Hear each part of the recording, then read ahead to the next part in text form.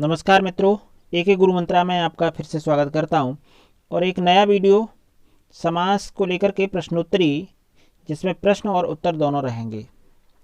समास पर कैसे प्रश्न होते हैं चलिए देख लेते हैं। प्रश्न नंबर 1, समास के कितने भेद होते हैं। प्रश्न नंबर 2, समास में किस समास में पूर्व पद प्रधान होता है। प्रश्न नंबर 3 देखिए, किस समास में दोनों पद प्रधान होते हैं। प्रश्न नंबर 4, उस समास का नाम बताइए जिसमें अन्य पद प्रधान होता है। प्रश्न नंबर 5 हमारा, नीलकमल शब्द में कौन सा समास होगा। प्रश्न नंबर 6, घर घर में समास का नाम बताइए कि घर घर में कौन सा समास है। प्रश्न नंबर 7, चंद्रशेखर में कौन सा समास होगा। चंद्रशेखर एक शब्द है और उस शब्द में बताना है आपको कि इसमें कौन सा समास है।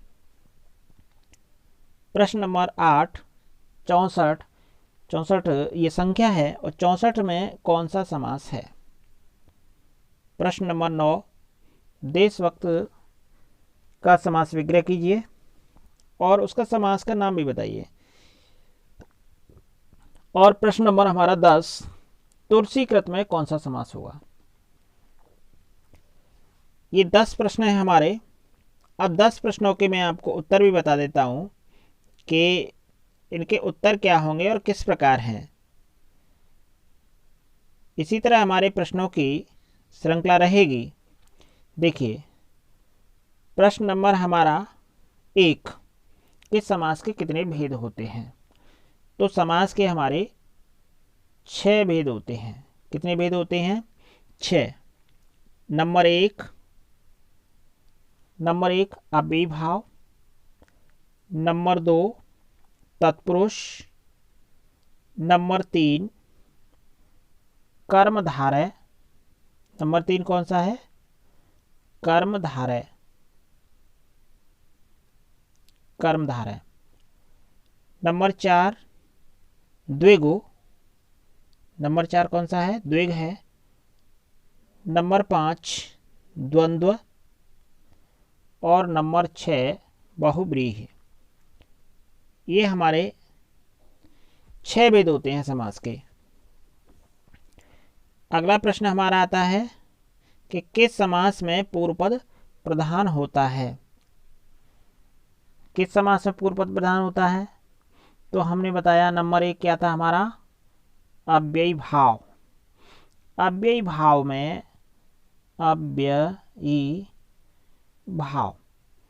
अव्ययी भाव समास में हमारा पूर्व पद प्रधान होता है। अन्य किसी समास में हमारा पूर्व पद प्रधान नहीं होता है। प्रश्न नंबर 3 देख लेते हैं, किस समास में दोनों पद प्रधान होते हैं। देखिए, अव्ययी भाव में पूर्व पद प्रधान होता है, तत्पुरुष में उत्तर पद प्रधान होता है, लेकिन द्वंद्व समास हमारा ऐसा है जिसमें दोनों पद प्रधान होते हैं। कौन सा है? द्वंद्व। ये द्वंद्व हमारा समास है, उसमें दोनों पद प्रधान होते हैं, जैसे लड़का और लड़की। तो लड़का जितना महत्व रखता है उतना ही लड़की रखती है, इसलिए यहाँ दोनों पद प्रधान हैं। अब प्रश्न नंबर अगला आता है हमारा प्रश्न नंबर 4, उस समास का नाम बताइए।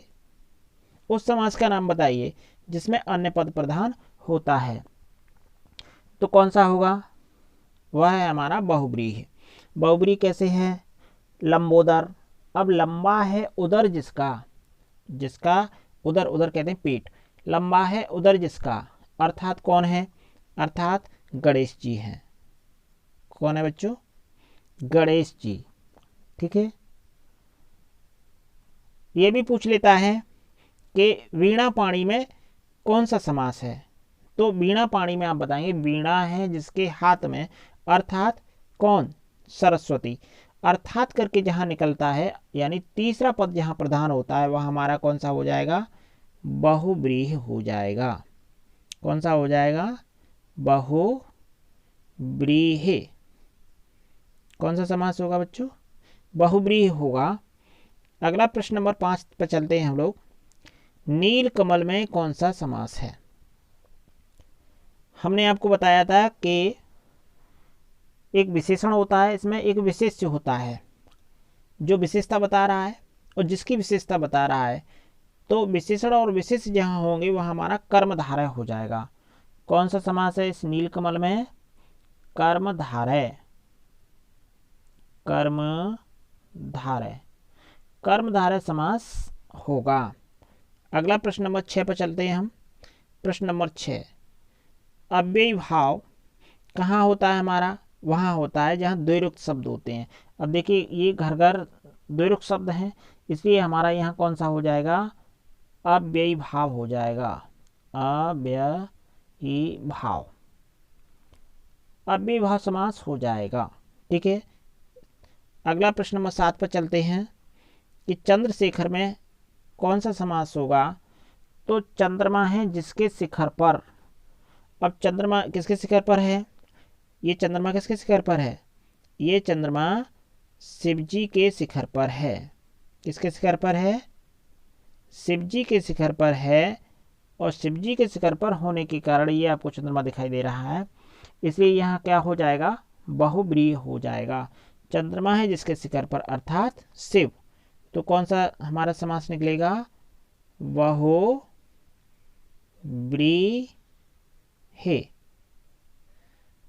बहुब्रीहि समास होगा। ठीक है।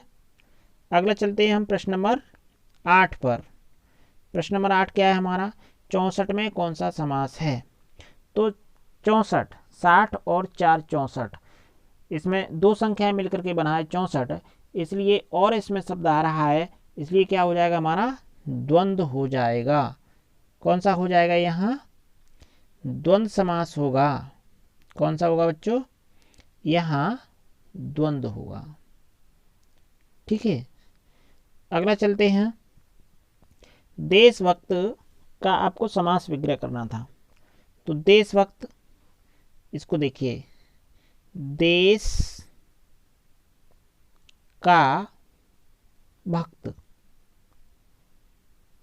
ये कारक चिन्हों पर आधारित होता है।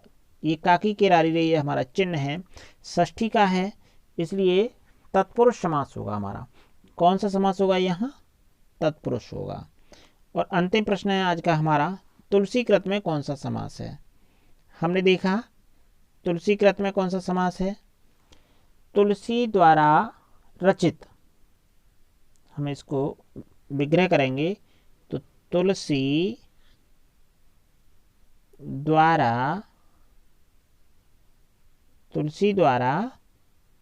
रचित, तुलसीकृत हो गया। अब से द्वारा जो ये आपको चिन्ह दिखाई दे रहा है, ये क्या है? ये कर्ण से द्वारा, कर्ता ने कर्म को कर्ण से द्वारा, से द्वारा जहाँ रहता है वहाँ हमारा तत्पुरुष समास होता है। कारक चिन्ह जहाँ भी होगा हमारा क्या हो जाएगा? वहाँ तत्पुरुष समास होगा। ये थे हमारे आज के 10 प्रश्न, और अगले 10 प्रश्नों की श्रृंखला लेकर के मैं शीघ्र ही आपके बीच में आऊँगा। पूरा वीडियो देखने के लिए आपका बहुत बहुत धन्यवाद। अगला वीडियो पाना है तो चैनल को सब्सक्राइब अवश्य करें।